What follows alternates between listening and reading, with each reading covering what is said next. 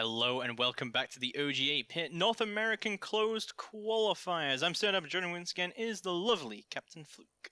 Hello, America, hello. Wow, that was a game. That was a game and a half. That was like 5 games in one map. Yes. Really, was that last one? And as I said before the break, we're about to find out how this is going to get bigger and bolder. Obey versus BDE. Now, if you don't know Obey, well, they're a team that's had a very, very good CL run. They're sitting on the top and they're knocking on the door of Pro League. And if you don't know BDE, well, We wouldn't blame you. We would not blame you because we don't know BDE either. They came through the Open Qualifier, and in fact, they didn't actually play any games in the Open Qualifier, so we don't even have that to go off of. So I literally have no idea what this team is going to do. I'm familiar with some of their members, but I'm not familiar with the team at all. There's not really any investigating to do. So, yeah, I have absolutely no idea what to expect from this game. As you said, Obey and knocking on that door, they do have that Sonics relegation game coming up soon. Sonics we've already seen as well. They did take their Series 2-1 against Augulus. And, obviously it's a very important game for Obey coming up. They're definitely going to not run strats here. I don't think they're going to be too worried about BDE. We may see a repeat of what we just saw, where we have one team that's running strats and trying to outsmart the other opponent and trying to play a really off game. Yep.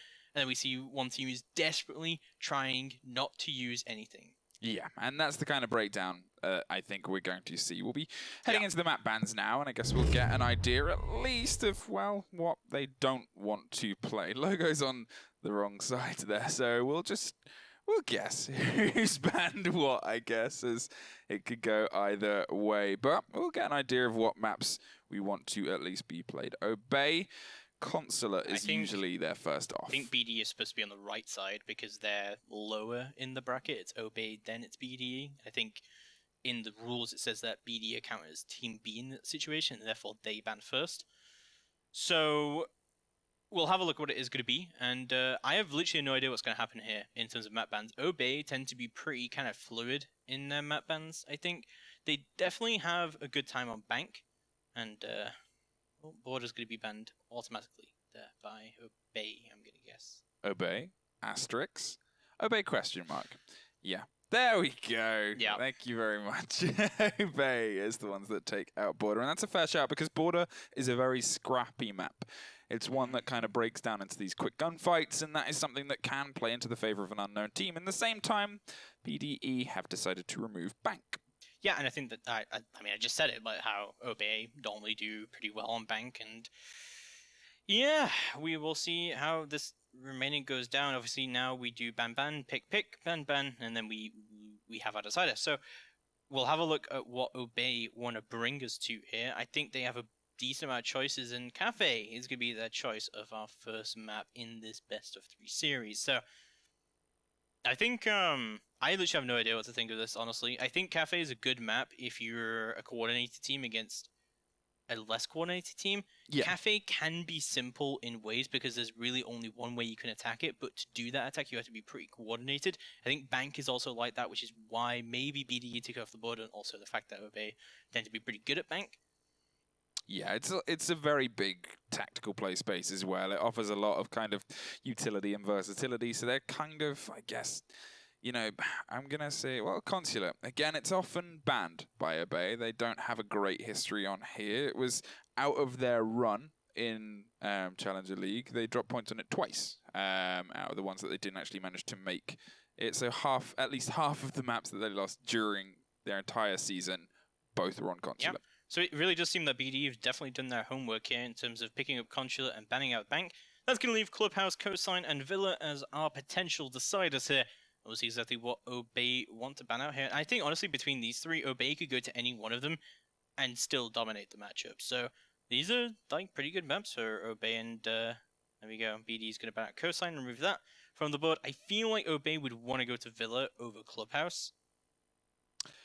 Yeah, I mean, if they definitely don't want Bank on the table, it's, again, a big play space. A lot of tactics can be ran there, and it can be more of a solid hold. Obviously, if you go there, then you expect BD are going to want to start on the defense, and that can play against some teams. But As we've already seen, OBE have really set a benchmark this season in CL, so I think they're comfortable on either, and they're going to opt for Club instead as their kind of pick there, and I guess maybe they just didn't want to battle the long battle that Villa can offer. So it's going to be Cafe, and then it's going to be Consulate, and then, of course, we're going to have a Clubhouse Decider. And I think, generally, the Decider tends to be the map that both teams are happy going to. Yeah, I mean, that's the thing about it is, you know, when you boil it down on their best of 1 weeks in terms of the CL and the BL teams, that's how they do it. And now they've got the option of stretching their legs a little bit. So let's get them running on the first map, which is Cafe. It's going to be OBE's map pick as well. So already going to get straight into the map bans. And sorry, the operator bans. So OBE are going to remove Capital off the board. Yeah, I think it's a very fair ban, a very fair pick. He can be so controlling, especially on the kind of top floor, and when you're trying to break your way into the very small holes and small corners that you can otherwise find yourself in. Tie that in with the fact that, as I said, on the top floor, if you're looking at those very long gunfights across those 2 new balconies, well, having a little bit of control without having to go all the way in can play very well. Thatcher is taken off the board. I'm very interested in what BDE, how they actually want to play out this map, because so OBE chose the map, which means BDE get to choose the sides, and they've chosen to start attack. So already that's saying to you, okay, this is interesting, you know, what do they want to do here? And then they've banned out Thatcher as well, and you're like, okay, what do they want to do here? Because that is those are some very strategic bans coming out from BDE, and as I said, we don't really know what to expect from this roster whatsoever. I'm not too familiar with this team. There isn't, from what I could see, there wasn't really that much to look into other than they've played in some lower level, like tier 3 leagues. And, well, there's going to be a Valkyrie ban coming out from OBE, which I think, honestly, is a good ban coming out from them. And, you know, if you don't know the kind of team you're against, ban out Border, ban Valkyrie, do not let them get aggressive. And we'll see how it goes down. So, the big person on this team that I'm familiar with is Jewel, or J-Wall, or whoever you want to call him. I call him Jewel. You're not that. I was gonna say you're not that familiar when you didn't know how to pronounce his name. Well, you know, we had a couple of pronunciations of it when I casted him back in the days. When I first I casted like 2 years ago. It's funny that you say back in the days, because the last time that we were on Cafe during this season, and I was just double checking it, Thatcher was banned then as well. Akatsuki were the team that took Thatcher out on the map of choice there, banning the Thatcher and the Maestro, with Jacqueline Echo being the other 2 bans. So it seems to be par for the course for how they like to take the Cafe fights so far. OBE have chosen 4 ACOGs and a Jaeger, so that should just immediately scream to you how exactly they want to play in the series. But I actually like the lineup from BDE, and it just seems to me, again, that we have a team like OBE that has a very important matchup coming up that they need to not show any strats, and they're not that worried about this matchup at all. And then we have a team like BDE who can really run strats, and they can do whatever they want, and they can play their game. And I was talking to Jewel about this matchup, and he said that, you know, it's going to be easy for them, he claimed, because they could just counter strat and OBE have absolutely nothing on them. Yeah, that's one of those trade-offs, and it's always one of the kind of, it's the dice that you throw into the pool before you start to see what numbers come up, and you try and make a balance out of all of this stuff. Yes, there's all this footage on OBE. You can counter-strat that, which they don't have the ability to. But, on the other hand, as you said, OBE have big games upcoming. They're going to not want to reveal their strategies, and you can probably expect that. But then at the same time, in BDE's favor, you're thinking, okay, well, this is going to be potentially a more chaotic map. So that could also play to our favor. There's so much that kind of comes into the little nitty-gritty decision side of it, and I guess it's down to who can actually be the one to pull out the firefights when they need to. Well, either way, here's a bit of a quick clear coming in. Buck wants to get underneath alongside the SAPPHIRE for cover, and they're going to try and make all of the ground inside Piano and Cigar uncomfortable for the defense. There's this ping that comes out towards the pillar side, but the man rotates round towards Reading and pushes onto the back of Train. They're trying to get aggressive against it, and Callout takes a half health of damage, and then Savoy's going to rotate out of there and leave the rest of the fight to BDE. I actually really like how BDE is taking this. Like, they've realized that OBEs are going to play this like very, very aggressive. So they had drones earlier on looking for the spawn peaks, and already we see a man off the board. Yito is going to kick things off with a kill onto Gorixa, and already the Echo off the board. So this Echo drone is going to be a little bit less effective. As we see the Buck go below, and just try and force people out of positions. And with the Thatcher Ban, you definitely need to do this. And I think Jay is also going to be going below and trying to take any of this hard breach shit out if he does think it's up. But of course, that hard breach is going to be used as he move all the way in. Fozo is actually going to lose the fight as Forest picks up one on the other side, as Dax is going to make his entry through into Piano, and Drone's going out of BDE. I mean, this is textbook Siege coming out from BDE right now. We might have a game on our hands here, Fluke.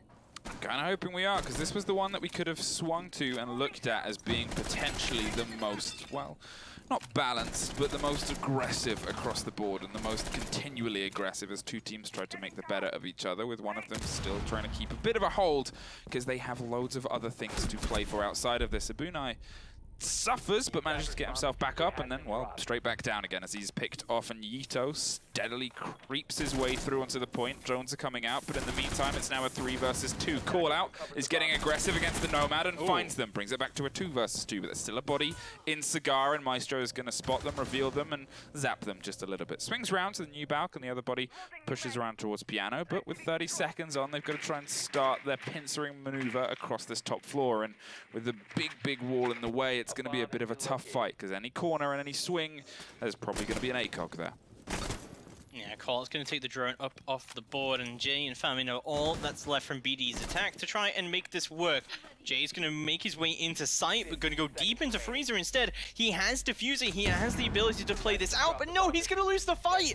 And there we go, Cole's going to finish it off, as we see Obey Alliance take round number 1. Sorry, Forest going to finish it off. Obey Alliance take round number 1, and ooh, that was looking a bit squiffy there for a while for Obey. They were losing a lot of those early fights, but Forest, I think, was really the main deciding factor, that he was the one who just wasn't playing super aggressive and was just using his Maestro cams and using everything that he could do. So that, yeah, there we go. So Obey gonna kick things off with a defense win on Cafe here in Cocktail. But BD, I think, honestly, we're just taking that how you should be taking that, and they were actually winning a lot of their early fights.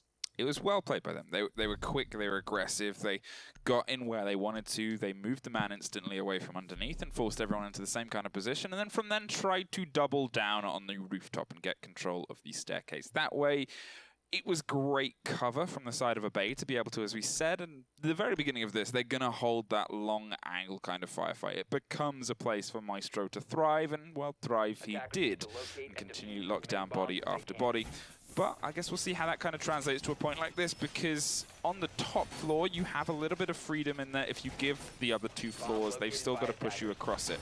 This one, however, there is some very tough positions if they get control of all the vertical, especially early on. If they have enough time to find those soft bits above you and kind of force you into more uncomfortable positions, it can really pull a defense apart and into the gunfire of waiting teammates, which we've seen BDE do okay so far, and I guess we'll see if they can keep that role going.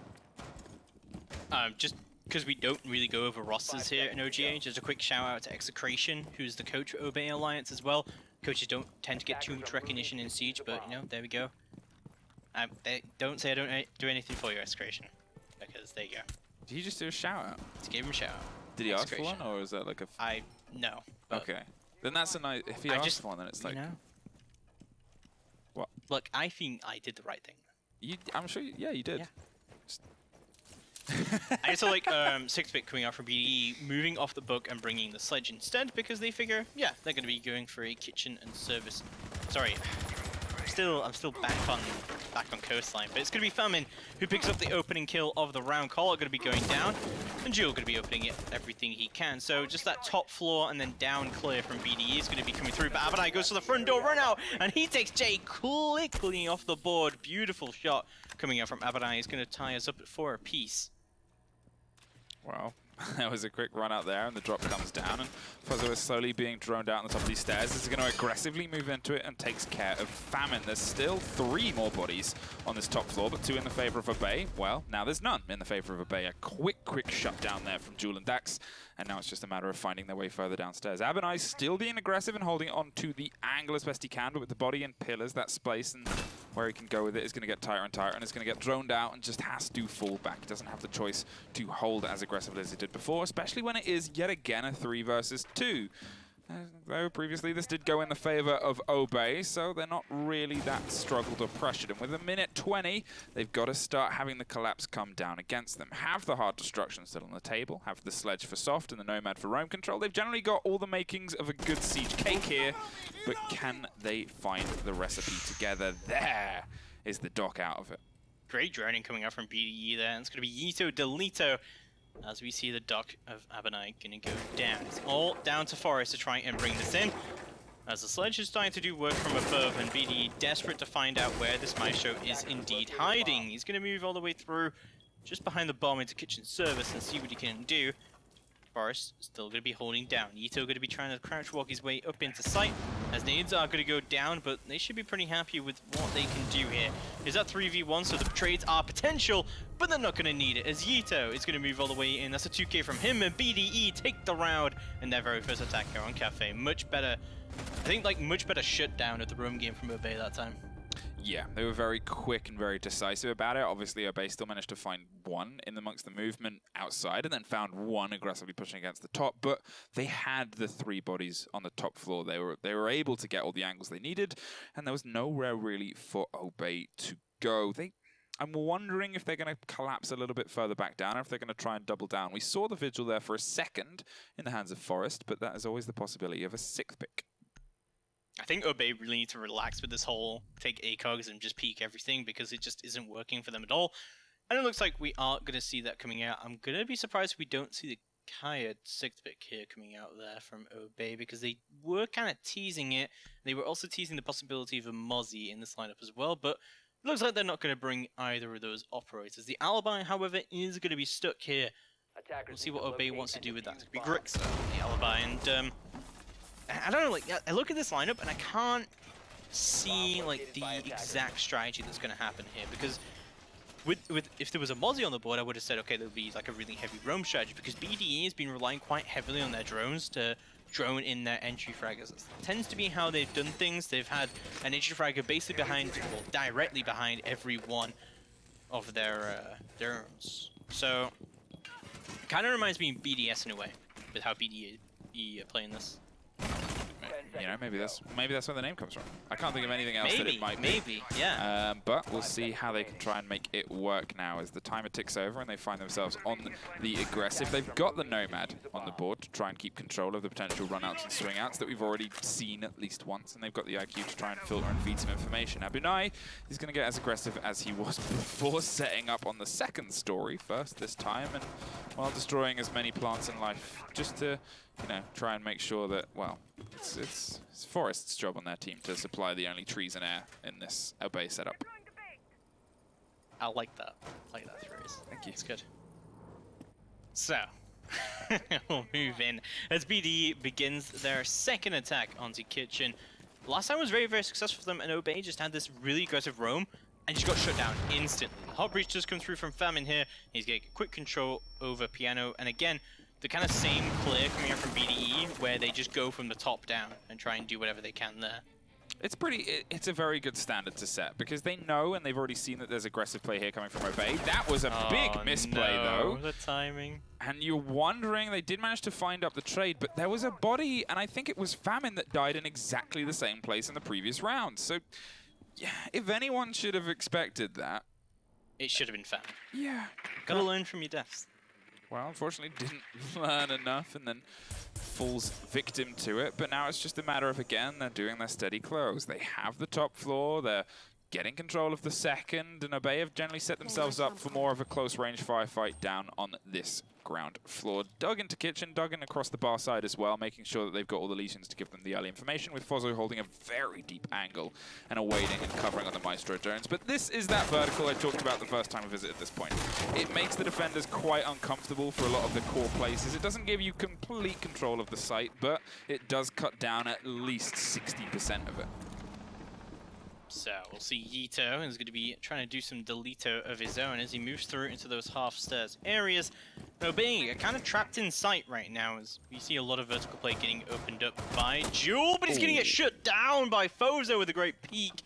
And Grixo going to move all the way through, but no, from above, it's actually going to get destroyed by JJ.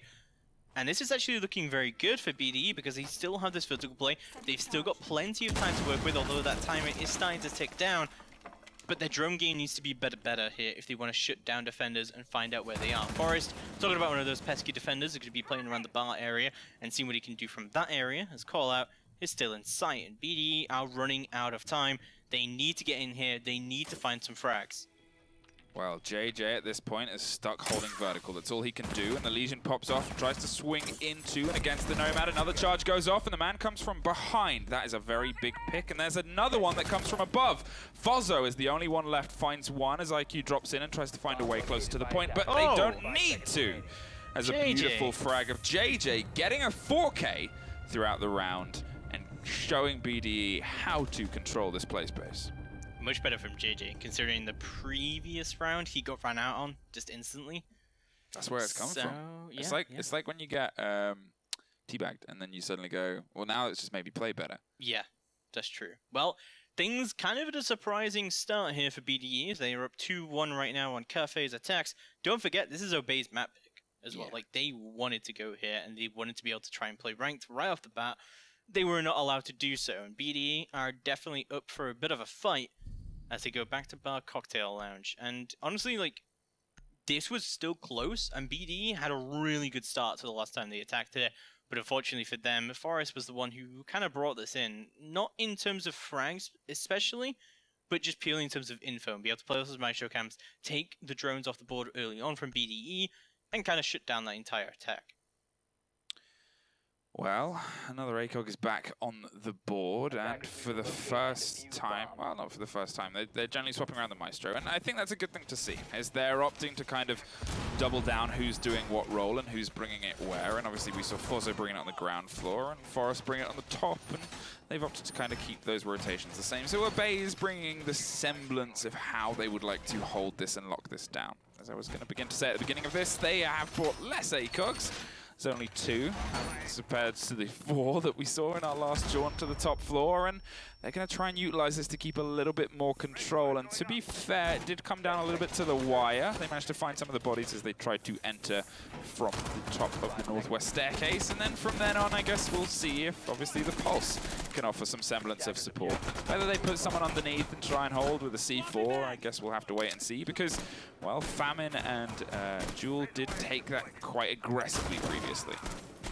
It's interesting there's no Echo this time coming out from Obey. I really thought that they would really want to go for the Echo here. Like, the Echo and Maestro combo is so strong. Maybe it's the fact that BDE did really well with the IQ last time, like below, and be able to take that all off the board. But Famine's actually managed to find his way all the way onto white already as the drone. It's going to spot out the Legion Man for him to be able to get that off the board, and Famine should be able to move up where he can, but this is actually really early and good control coming out from BDE. Yeah, they have wasted no time to find their way through this map, and I think that's one of the things that could play to their favor. If they keep this aggression on and try and keep Obey on the back foot, Famine does a very quick swing there with the sense and decides not to push that point. That could be a little bit more of a swing of control. Breaking the floor almost directly under the Maestro. That's again finding himself in a little bit more of a tighter gun space, but is happy to try and aggressively slightly lean against it. And with the double up of one body not much further away, they can at least define themselves on a trade. JJ suffers a huge chunk of damage on the roof, and just going to pull back, drone ahead for the rest of the bodies to try and make their way across. But again, Abunai is really leaning into this aggression. This is not looking good for Obey at all, but there we go. Abunai is going to kick things off into Obey's favor. Famine goes down, and so does Dax as well. Great couple of picks coming out from Abunai. That's the thermite off the board. That is a huge pick for coming out from Obey, as below, Jill just trying to do some damage here, but is going to get that damage dealt up onto him. BDE have lost a lot of control. They spent the entire round trying to gain. Yito just going to just shut down Abunai. What a shot coming out from Yito there, and turns it into a 4v3. There's definitely a semblance of the ability to fight back here for BDE, but they don't have a lot of utility up on the board, and without their thermite, I'm not sure if this is really possible. Well, that was a really, really great reaction there. And Jewel was on a fraction of health, but has found his way back to the top. They've otherwise, obviously, got to really work with what they've got. With the hard destruction off the board, they can't really do as much against this Freezer side as they might have otherwise wanted to, so they're going to try and push this as a flat, and the eyes of Maestro are forever watching. So, looks like Buck is going to opt to go underneath and see if they can offer a bit more cover. The Nomad catches them out on the rotate, but it doesn't matter as they find all of the kills in quick succession across the sides of BDE and bring it back to a 2-2. A good attempt from BDE. I also thought like the Zofia going down as early as she did, Famine off the board, means those Maestro cams are not going down either. And you just have that Maestro cams have been so effective on that top 4 defense, but it's been the only defense that's been successful so far for Obey. Things overall not looking good for Obey here, because if they can't just keep going back to Cocktail, they're going to have to go somewhere else, and it is going to be Reading Room. If they can't win this defense, I don't see Obey taking this map, honestly, because it seems like BDE are just doing so much better in terms of like control and just shutting down roamers. They've also played quite well off vertical play. Like, the vertical play has actually been really good from BDE. I think their early round droning has been the one that's been punishing them the most, though. Yeah, I mean, it's the thing about how we've seen this map break down as well. As I said, to hark back to the Akatsuki Adventure Force game, 7 of the 10 rounds went in the favor of defense across the kind of board. And it's one of those maps where it does swing a bit into the favor of defenders at this moment in time because it's still quite fresh, still quite young, and still kind of being developed. So finding your consistency with those attacks, finding your way in to try and battle against them, even if you're finding out information against these teams that obviously when you're a tier 2 team knocking on the door of tier 1, you are scrimming a lot, you're developing a lot of strategies, you have your support staff as previously mentioned, and you will be working this stuff out usually with more time freedom than a tier 3 team. And that's the kind of breakdown of it at this point. So theoretically they've had more time and more practice against the map. It's often harder for attacks against defenses, and it's harder to kind of learn this stuff as a breakdown as well. Well, we'll see Obey going to be going to that Reading Room defense. We'll see how exactly we're going to do with this. And in a way, this upstairs defense is, sorry, the Reading Room defense is played a lot like the upstairs defense is. Jewel going to be bringing the sledge once again. Maybe they were thinking it was going to be a kitchen defense, but it's not meant to be, as we'll see BDE begin their attack and see exactly what they can do. Famine has had like the weirdest mouse movements in this entire series so far. Yeah, I know, right? I am wondering what this guy is on something. He's on very, very fast sense. That's for sure. And you know, I guess we'll see how it kind of comes together. So far, Famine has been the opening death twice and the opening frag once. So he's had a mixed game so far. So far. I'm not sure how I feel about the Ellis shotgun in this situation. I feel like he could dominate the white stairs angles, but yeah, I'm not sure about if this is going to work out correctly for Forest here. He's going to be still pushing up onto Pixel, however, and seeing what he can do, but oh, trying to find the breach charge, but will get found himself, and just gets put in the dirt by Famine, who finds the opening kill this time. So he's 2 for 2 right now.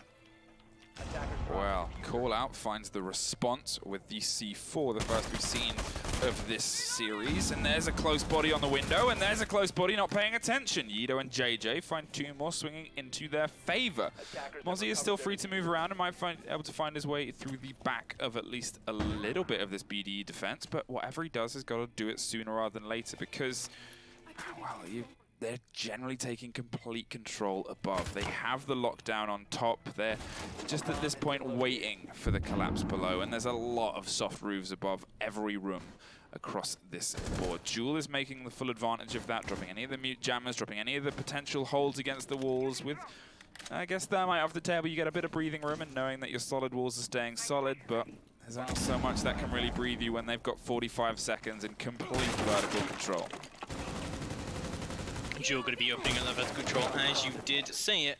Diffuser is down, but can easily be recovered. But what can't be recovered is that life. As there we go, Collart's going to find one, but he's going to be found himself. It's all down to Grixer to try and find this 3v1.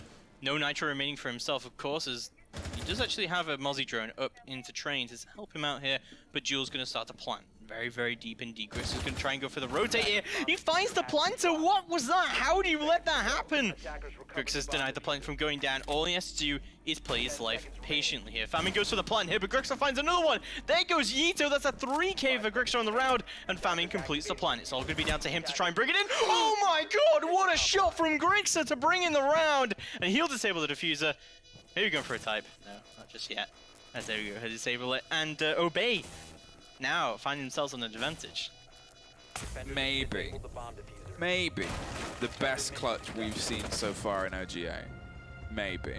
Because that was exceptional. That was an absolute throw, though, by BDE. I cannot believe they let that diffuser go down like that. Yeah, it wasn't great play from BDE, but the thought pattern there from Grixer to obviously, when we first saw him in that breakdown of play, the roof above him was being smashed and he was being shot in the back as he fled laundry via reading. From that point to pillars to double down on the man that had just been traded and find. Well, he didn't instantly kind of go for the body and go for the pressure there. He kind of waited and he saw it and he waited for it to get a bit closer, wait for the time to go down a bit further, find one, swing round, get the information, and then to be able to then find the body on pillars and come back towards the point, find a bit more safety. It was masterfully kind of weighted there. So Grixer finished that round with a 4K, but here's my question. If you plant your diffuser, that's 5 kills. If you plant the diffuser, that's commonly known. If you kill the planter, does it also count as 5 kills? Only, I think, if they're in mid-plant animation. Sure. Because it's got to be impact. Yeah. Because it's amazing to get the clutches, but it would kind of take away from the clutch A style of play. Yeah. But as we saw in the EG game, if you Hail Mary a bullet to the planter down in Clubhouse in the first map of the day, I think that's worth. It could be round defining, definitely. Yeah, that's worth a handful, that for sure. So again, we'll see. Obey is going to be going downstairs to that kitchen. Has not been successful at all for them so far, but I'm glad to see them bringing a lot more hard reaching out, especially the Kaid. Yeah, the double up there to have the Kaid, to have the Bandit, and to have a little bit more semblance of control here, and I guess try and just keep more of this map under their, dominance. I think is going to be a big part of this. Yido setting the Nomads on the run-out door that has already claimed 1 victim today, but it seems like Obey have actually pulled off that level of aggression. They're not being as peak everything aggressive as we saw in the first couple of rounds, and they've managed to pull it back with the past 2 rounds from a 2-1 split to a 3-2 position, which is vital rounds for them to get before the turn of the half, because even if they did get it to a 4-2, that's not the easiest kind of breakdown on Cafe. No, it definitely isn't. We'll see Famine is going to be rappelling up onto this Cocktail Lounge rappel and see what he can do to try and break this down, but it looks like, again, from BDE, go for the top, go down. And that's really all you need to do to take quick control of the map. Abadai, again, could be playing very, very aggressively to stop this early map control, and Grixer looks like to try and help him out a little bit here. Yeah, they're just trying to get as much information and as much kind of, they're getting little bits of it, and well, big bits as they take care of the operators, and there's the Grixer cover, as you said. They're not trying to be as aggressive as they were, was the point I was going to make, and so far it's working in favor. Previously, Abunai was on the very top of the staircase, has pulled down a set, and it's kind of played them into him. Fozzo has now doubled up to find 2, and they've completely torn BDE apart, who look lost on this second floor. Don't get the flawless, as JJ at least finds 1 on the refrag, but with everything left to do, and now they've opted to go back up to the top floor and the bottom. JJ is in the middle of a sandwich of death. Not looking too good for JJ whatsoever here to try and bring in the round, but he's in a 1v4, he'll place a drone down. Oh, is there going to be the drop coming through and he gets the pre-fire onto Avanai? God, that is going to be terrifying to see on your drone, to see a man just drop down like that. But he will drop him. It's going to be a 3v1 now. JJ definitely has the opportunity to bring this in, but no, we'll get shut down by Forest as Obey Alliance will bring in round number 6. And now there'll be a 4-2 split, so it was a rough start for Obey there, but they managed to bring it in to an acceptable scoreline. And now they find themselves on attack with a Thatcher ban. It's not too easy. I'm wondering what BDE's plan is, because honestly, going into this matchup, I didn't know what to expect from BDE. I've actually been okay with their strategy so far. I think they've done well. I think they still have a lot of things to work on, especially in terms of their droning, and also in terms of not throwing rounds. That would be helpful as well. But they had a very strong start. So Obey are definitely going to define how they want to do things by already picking up the Ashe, the Twitch, and the line. Yeah, that's a lot of pace, a lot of information, and a lot of fragging potential in the hands of, well, some characters that we know are very good with it. Going to swap the Lion off for the IQ. So they're going to bait the Lion. They're going to put a little bit of fear into the hearts of BDE, but might not be as aggressive as initially suggested. Yeah, Fozo going to be bringing you the IQ rather than the Lion. That's definitely a good pick, given that there is a Thatcher ban, and if they do want to kind of go for that early control of a piano and try to get the piano wall open, they're definitely going to need it to shut down any Harbridge now. If it did come through, but you see it come through. It's going to be the Kayad being brought here by JJ, who's definitely done a lot of fracking potential here for BDE. Well, setting themselves up for the top floor hold, and obviously this is generally the favoured point as a way of breaking it down, and it makes sense. It plays to a lot of teams' play styles where they want to kind of get in aggressive and hold the cigar side and be right underneath the drop down, where they want to take the long action and take the long angles, where they even want to do some crazy stuff in pillars below and have the big firefights. And I'm curious to see what we see from BDE. As we said, we haven't really seen a huge amount, unfortunately. Setting themselves up with a deep roam Yido here on the Legion, who's going to be playing right the way down on the first floor for now. Has the option, obviously, to rotate up whenever he needs to, but potentially just going to try and stem the flow of the immediate entry. And we actually see, doubling down, the Jaeger is going to head down the stairs to potentially go and meet him. It's just going to play outside reading room door. Well, we'll have a look at what Obey want to do here, but it seems obvious from their kind of lineup that they're just going to go straight up for that piano take. It might have a few similarities to how Sonics were taking this when they played Augulus, where they have one guy repel outside a cocktail with just like all the run out denial on his side, and then he just plays that angle while everyone else pushes piano. JJ, here's the Legion, and there's a lot of pace coming from Obey on that drop down on the west side, and this will have to be fed to the players of BDE as Abunai opens up the frags, and they're already in on Cigar, they're in on Piano, they're holding the tight angles, and Ash is trying to make as many movements as she can as quickly as possible. There goes the first Thermite charge, going to put it close enough to be able to cause a little bit of destruction against the opposite side wall, but it can't quite find its way through with the hard reinforcement there. A couple of flashes go in to burn the ADSs, and now comes some immediate pressure with Forest going to repel up to offer themselves on the opposite side. Fuzzo is going to wait for the rotate here from Yido, and Forest finds Jewel in the meantime. A 3-5 with Dax under a bit of immediate pressure, unable to put the attention onto the other side. Well, first because there was a gun, and second because it's killed him. Famine is now dug in and trying to find some semblance of space, and does find the Thermite from sneaking around, but the cover is there, all down to Yido, who has at least crept his way back up to the top floor. But with the diffuser, well, cold, they don't even care about it. They're going to go pick it up and go for the plant, and at this point, with Abunai's injured, but Yido finds Grixa on the cross, and there is the man from Pillars. All the way from below, Forest doing a great job there to close it out for Obey, who are looking absolutely spectacular fashion to get very, very quick control over the piano. Don't think that was the smartest place to try and play the Kayad open to pixel like that. Especially when you know there's like a Thatcher ban, right? And you know they're gonna have to try and play around that pretty aggressively. So Obey, definitely looking like the Obey that we know and love to try and bring this in. All they have to do is take 2 more rounds on the board, and they brought in the first map. Don't forget as well, this is their map pick, to be fair. Yeah, this is the one that they wanted to come to, and a Ying pick, first one we've seen today. Even in a match where Jaeger was banned, we didn't see a single Ying, and if there was a point where you don't expect to see her, but she probably wouldn't be that surprising, it's probably in a Jaegerless game. Yeah, no, that is true, actually. We didn't see any Ying, did we, in the Jaegerless game? She isn't very meta right now. I'm wondering what the plan is here exactly. I like the 6th pick onto a Ying. It's like very, very unexpected kind of pick. There is a Jaeger up on the board from BDE, and it was already shown during the pick phase, so not about that.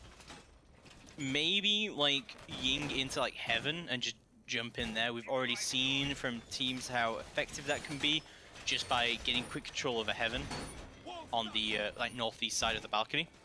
Yeah, I mean, I think that's one of the things that we've seen from Obey instantly off the bat is their pace. That was no time wasted getting in and getting all the bodies in through Cigar and Piano. From where BD tried to have a little bit of that in the first round, there was not really a response. And I'm curious to see if BD set themselves up to be more responsive to that.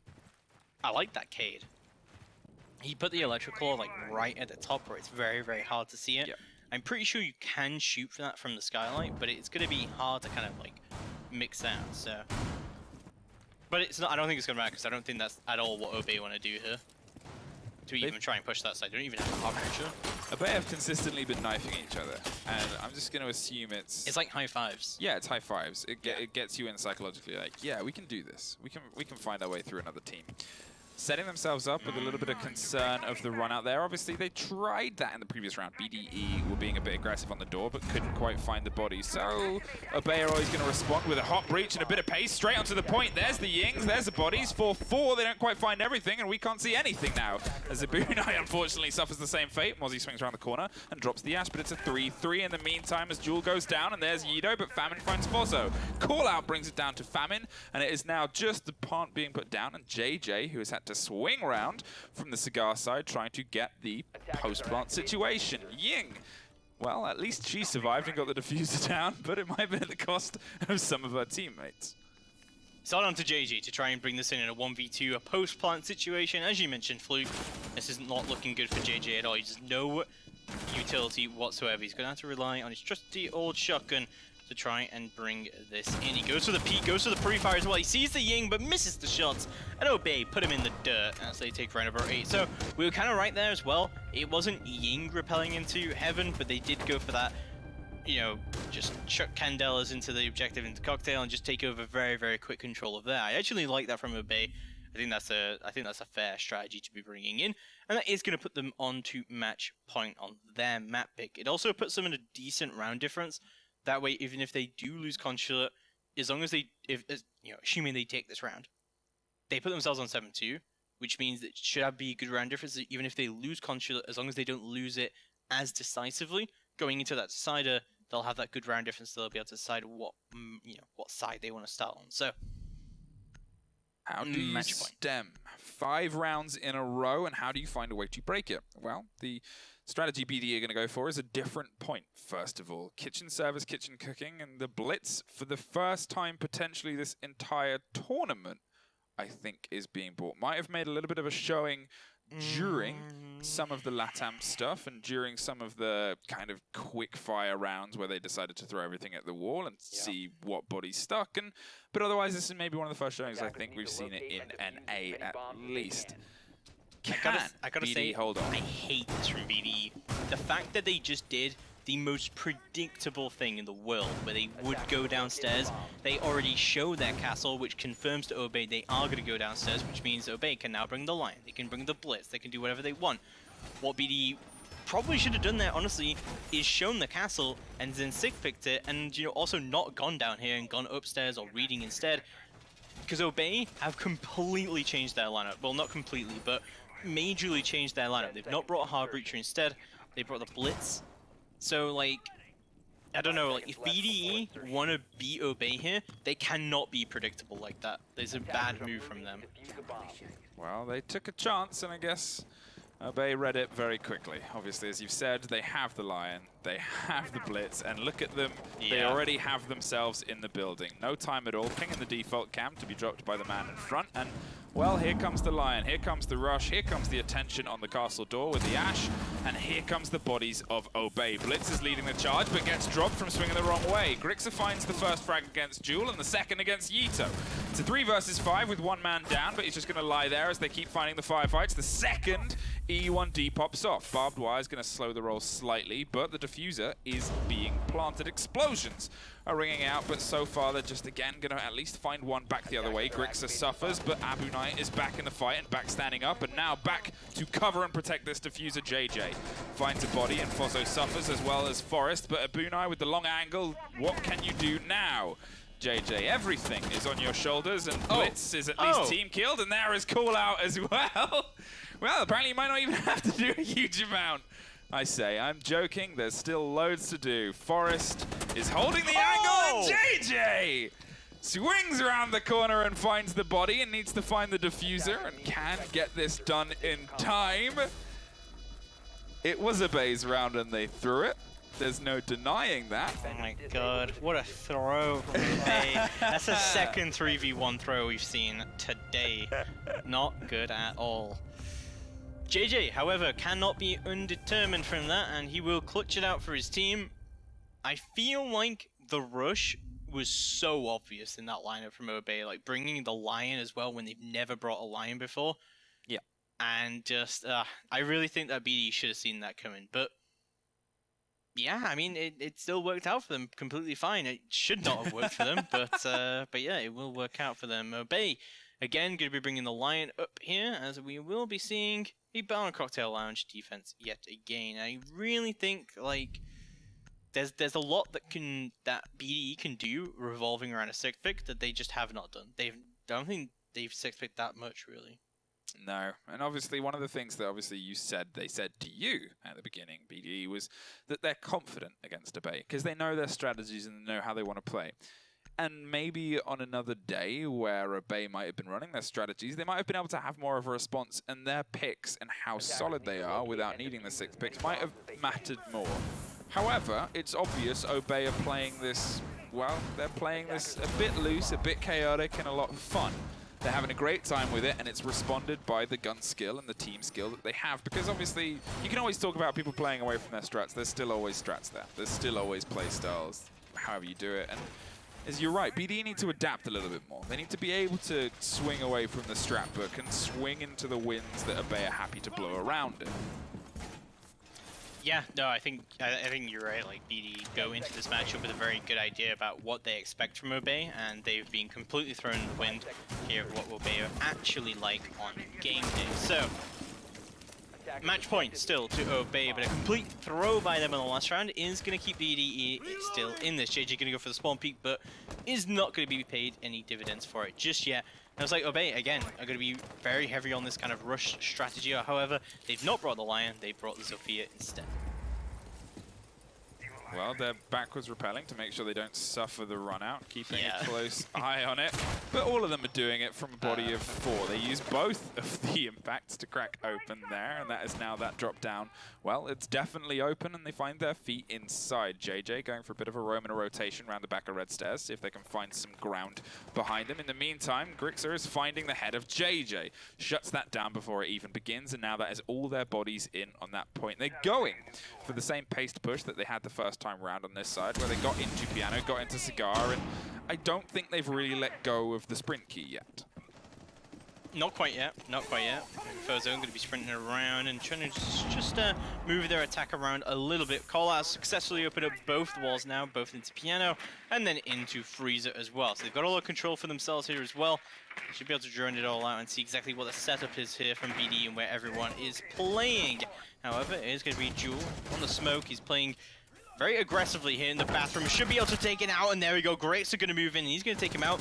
Does see the backpack of the Maisha, but that's not a hitbox, unfortunately for him. He should be able to call it out, and Abadai will take him down. It's now a 2v5, ball down to Yito and Fami to try and bring this in. Grixer finds one, but it's going to be Abadai who trades him out. OBA Alliance will take round number 10, and they'll take map number 1, 7-3.